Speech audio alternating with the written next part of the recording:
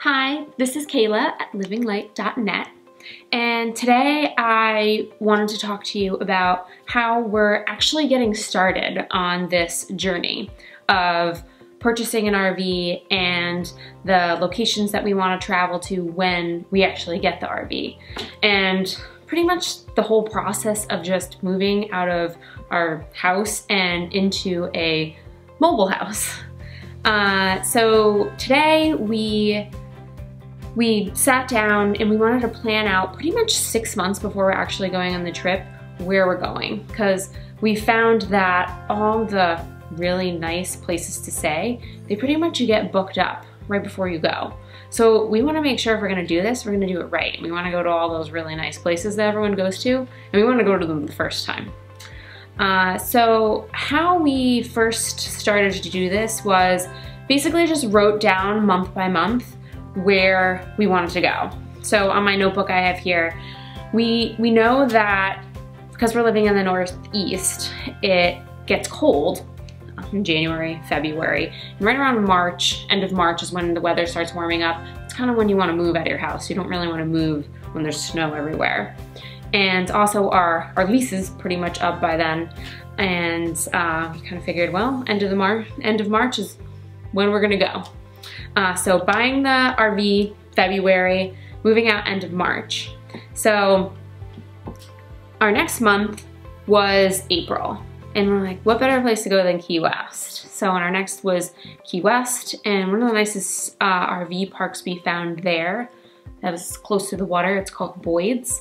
And I called them today. They do have availability for for April, for the whole month.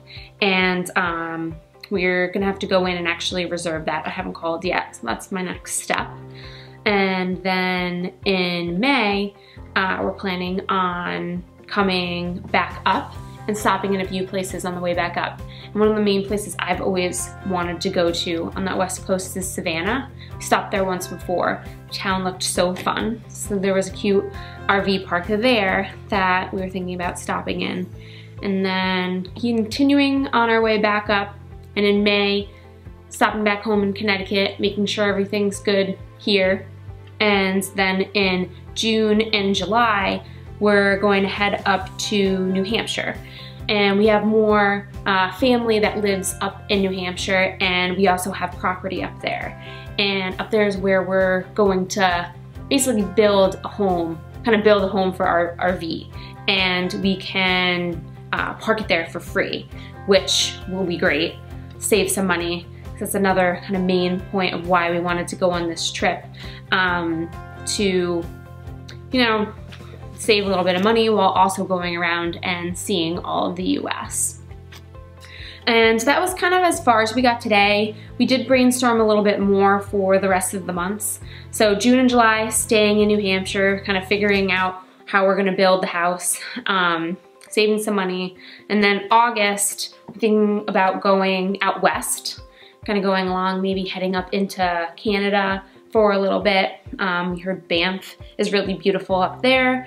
And then in September, heading back down again, seeing Seattle, Northern California, heading down to Southern California once it kind of starts getting cold again, and probably ending up in Arizona in January and February. And that was kind of our main goal of the day. And yeah, it feels good to have an idea of what's gonna happen. So yeah, I'm really excited about it, and I'm excited for you guys to join me on this journey.